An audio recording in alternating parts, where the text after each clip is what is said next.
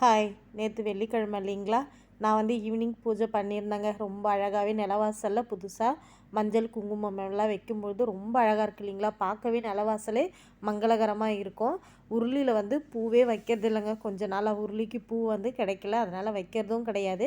நம்ம ஊரில் பார்த்திங்கன்னா திரௌபதி அம்மன் கோவிலில் 10 நாள் திருவிழா தீமிதி திருவிழா நடக்குதுங்க. அது வந்து பார்த்திங்கன்னா வெள்ளிக்கிழமை ஈவினிங் தான் அங்கே காப்பு கட்டியிருந்தாங்க.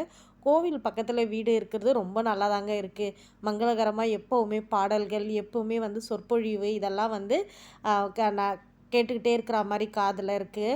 இங்கே நமக்கு பக்கத்துலேயே தீப்பாஞ்சியம்மன் கோவிலில் எப்போவுமே மணி ஓசை இருக்கும்.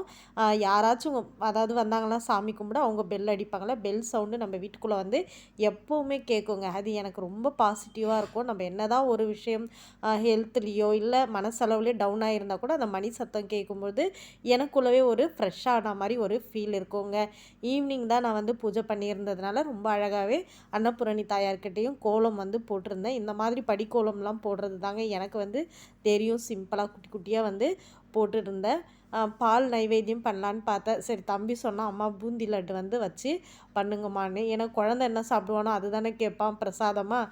ஏன்னா அவருக்கு தானே கொடுப்போம் நம்ம பூஜை முடிஞ்சு. அதனால் பூந்தி லட்டு வாங்கி நைவேத்தியம் பண்ணி ரொம்ப அழகாக விளக்கெல்லாம் ஏற்றி இங்கேயுமே வந்து மஞ்சள் குங்குமம்லாம் அடுப்புக்கு மேலேயும் வச்சுருந்தாங்க. வீக்லி ஒன்ஸ் வந்து இதெல்லாம் செஞ்சால் தான் நமக்கு வந்து ஃப்ரெஷ்ஷாகவே இருக்குது. இதெல்லாம் செஞ்சால் தான் வந்து சாமி கும்பிடணுமா, இதெல்லாம் செஞ்சுக்கிட்டே இருக்கணுமா, லேடிஸ் எவ்வளோ வேலை தான் செய்வாங்க அப்படியெல்லாம் கூட நினைக்கிறாங்க நிறைய பேர். அப்படியெல்லாம் இல்லைங்க. நம்ம வீடும் சரி நம்மளும் வந்து ஓரளவுக்கு சுத்தமாக இருக்கும்பொழுது பார்த்தோம்னா நமக்கு ஒரு பாசிட்டிவ் வைப் இருக்கும், அவ்வளோதான்.